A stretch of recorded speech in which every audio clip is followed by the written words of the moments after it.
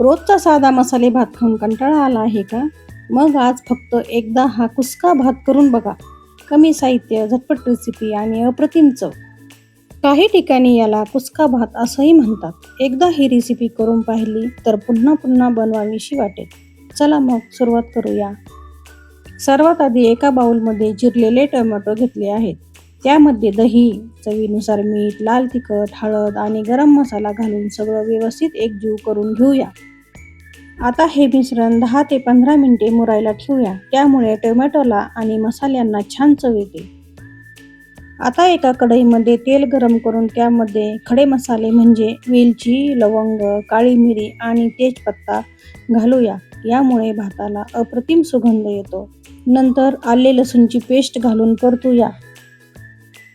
आता आपण यात बारीक कापलेला कांदा 2 ते 3 मिनिटे हलका सोनेरी होईपर्यंत परतून घेऊया.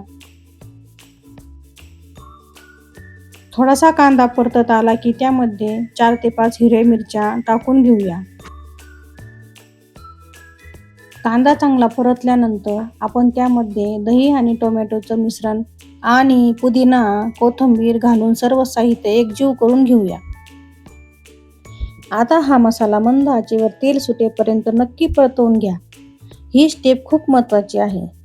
त्यामुळे दह्याचा कच्चेपणा पूर्णपणे निघून जातो आणि भाताला आंबटपणा अजिबात राहत नाही.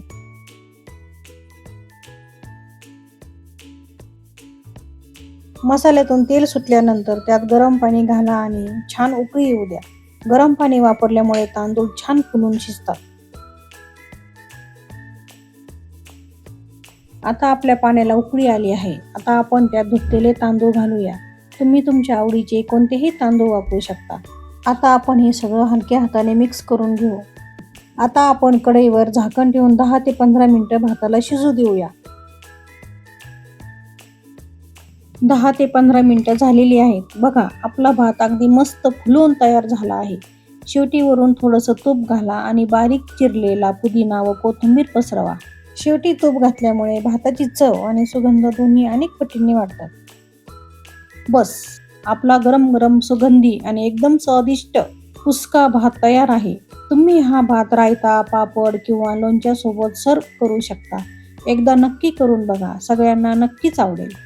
अशाच नवीन नवीन रेसिपी बघण्यासाठी माझ्या चॅनलला लाईक, शेअर, सबस्क्राईब करायला विसरू नका. धन्यवाद.